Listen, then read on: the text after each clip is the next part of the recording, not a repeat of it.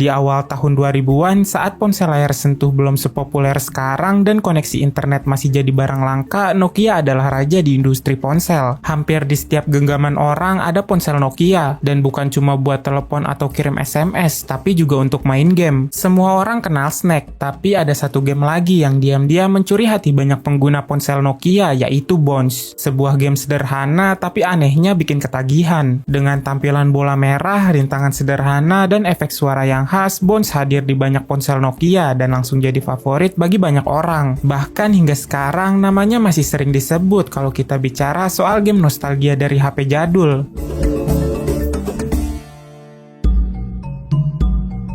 Game ini pertama kali diperkenalkan melalui salah satu ponsel canggih Nokia di masanya, yaitu Nokia 9210 Communicator. Ponsel ini bukan sekedar alat komunikasi, tapi juga seperti komputer mini, lengkap dengan layar lebar, keyboard, dan fitur-fitur yang tergolong futuristik untuk awal tahun 2000-an. Di dalamnya tersembunyi satu game yang kemudian menjadi legenda, yaitu Bounce. Seiring waktu, Bounce menyebar ke berbagai model Nokia lainnya, terutama ke perangkat yang menggunakan sistem operasi Symbian dan ponsel Java.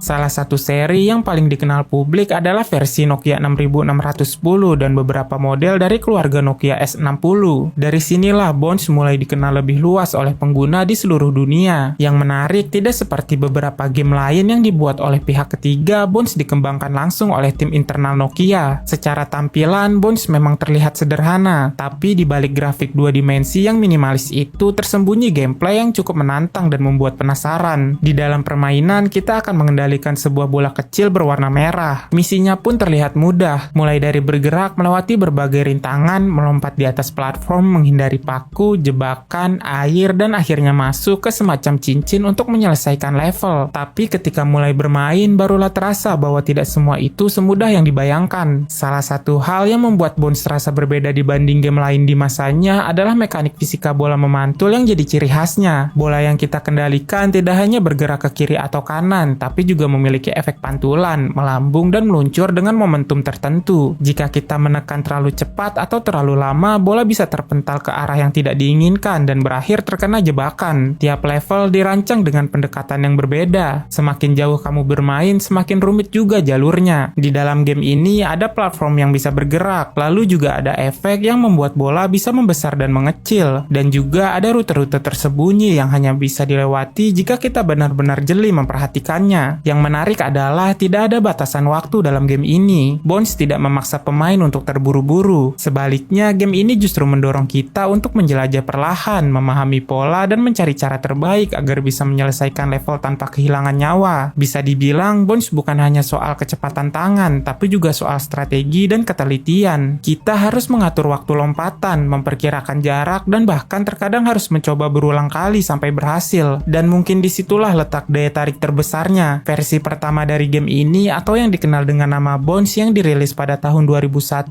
menjadi bagian tak terpisahkan dari berbagai ponsel Nokia dengan sistem operasi Symbian. Meskipun tampilannya sangat sederhana dengan latar polos dan elemen visual yang minim, versi ini berhasil mencuri perhatian jutaan pengguna di seluruh dunia. Namun waktu terus berjalan, dunia ponsel pun mulai berubah. Ketika perangkat Nokia N-Series dan Symbian mulai berkembang, muncullah versi baru dari game ini yang diberi nama Bounce Tales yang dirilis pada tahun 2008. Bounce Tales bukan sekedar pembaruan visual. Game ini benar-benar terasa seperti kelahiran kembali dari Bounce yang lama. Kini bola merahnya punya karakteristik lebih ekspresif, lingkungannya lebih hidup dengan warna-warna cerah dan animasi yang halus. Level-levelnya pun lebih panjang, penuh teka-teki, dan menuntut eksplorasi yang lebih dalam. Di balik pengembangan game ini ada nama besar yang mungkin kamu kenal, yaitu Rovio, studio asal Finlandia yang nantinya menciptakan fenomena global lewat game Angry Birds. Bounce Tales menjadi jembatan antara game klasik dan era awal smartphone yang mulai menjamur kala itu. Game ini mempertahankan elemen khas dari Bounce versi lama, namun dibalut dengan desain modern yang membuatnya bisa dinikmati oleh generasi baru. Tapi perjalanan Bounce tidak semulus itu. Seiring waktu berjalan, dunia teknologi mengalami perubahan besar. Munculnya smartphone dengan sistem operasi Android dan iOS membawa revolusi dalam cara kita menggunakan ponsel. Aplikasi jadi lebih kompleks, grafis game makin realistis, realistis dan fitur-fitur canggih bermunculan setiap tahun. Di tengah kemajuan ini, banyak game klasik dari era ponsel lawas mulai terpinggirkan, termasuk Bounce. Game ini yang dulu menjadi salah satu hiburan utama di ponsel Nokia perlahan-lahan mulai menghilang dari peredaran, tidak lagi terpasang secara default di perangkat baru, dan generasi muda yang lahir di era kejayaan smartphone mungkin tidak pernah sekalipun melihat bola merah legendaris itu melompat-lompat di layar ponsel Nokia. Tapi bukan berarti Bounce benar-benar dilupakan. Bagi banyak orang, terutama mereka yang tumbuh di era 2000-an, Bounce justru menjadi semacam ikon nostalgia. Kenangan akan game ini begitu kuat, sampai-sampai muncul komunitas yang mulai menghidupkannya kembali melalui berbagai cara. Salah satunya adalah lewat emulator HP jadul seperti J2ME Loader di Android yang memungkinkan pengguna memainkan kembali game-game Java klasik termasuk Bounce versi asli. Tak hanya itu, di platform seperti Google Play Store kita bisa menemukan banyak versi remake, clone, dan bahkan game yang terinspirasi langsung dari Bounce. Ada yang mencoba meniru gameplaynya secara persis, ada juga yang menambahkan sentuhan modern seperti grafik 3D atau fitur tambahan. Bahkan beberapa penggemar setia mulai membuat versi modifikasi hingga merancang level-level baru yang bisa diunduh secara manual dan dimainkan kembali. Meskipun tidak semua berhasil menangkap nuansa asli dari Bounce, keberadaan versi-versi ini menunjukkan bahwa minat terhadap game tersebut masih ada. Di balik kesederhanaannya, Bounce ternyata menyimpan sejumlah fakta menarik yang mungkin belum banyak diketahui. Tahukah kamu bahwa versi awal Bounce yang paling dikenal, khususnya yang muncul di Nokia seri-seri awal, hanya terdiri dari 11 level saja? Meski jumlahnya terbilang sedikit, setiap level dirancang cukup unik dan punya tantangan tersendiri. Tidak ada sistem upgrade atau fitur tambahan, namun justru dari keterbatasan itulah game ini bisa begitu melekat di ingatan banyak orang. Menariknya, ada juga versi 3D dari game Bounce yang disebut Bounce Boeing Voyage yang dirilis pada tahun 2008. Versi ini adalah versi pertama dari game Bounce yang menggunakan grafik 3D. Lalu ada satu hal lagi yang tidak bisa dilupakan dari series ini, yaitu efek suara dan soundtracknya yang khas. Mulai dari suara ring saat menyelesaikan level hingga efek suara kematian yang begitu unik, semuanya menjadi elemen audio yang khas pada zaman itu. Fakta-fakta kecil ini mungkin terdengar sepele, tapi bagi mereka yang pernah memainkan Bounce di masa kejayaannya, setiap detailnya punya cerita tersendiri. Di tengah derasnya arus teknologi dan grafis game yang semakin realistis, ada satu pelajaran yang bisa kita petik dari Bounce, bahwa kesederhanaan bukan berarti dilupakan. Game ini mungkin tidak menawarkan dunia yang terbuka luas atau ratusan fitur modern, tapi game ini memberikan kita sesuatu yang jauh lebih berharga, yaitu kenangan. Lalu bagaimana dengan kamu? Pernahkah kamu memainkan game Bounce di HP Nokia orang tuamu? Dan versi apa yang paling kamu suka? Tuliskan pendapat kamu di kolom komentar di bawah. Jika kamu tertarik dengan video seperti ini dan ingin tahu game yang membuat pemerintah dunia takut, kamu bisa klik thumbnail yang muncul di layar. Terima kasih sudah menonton video ini. Jangan lupa untuk like, share, dan subscribe channel ini, dan sampai jumpa beberapa saat lagi.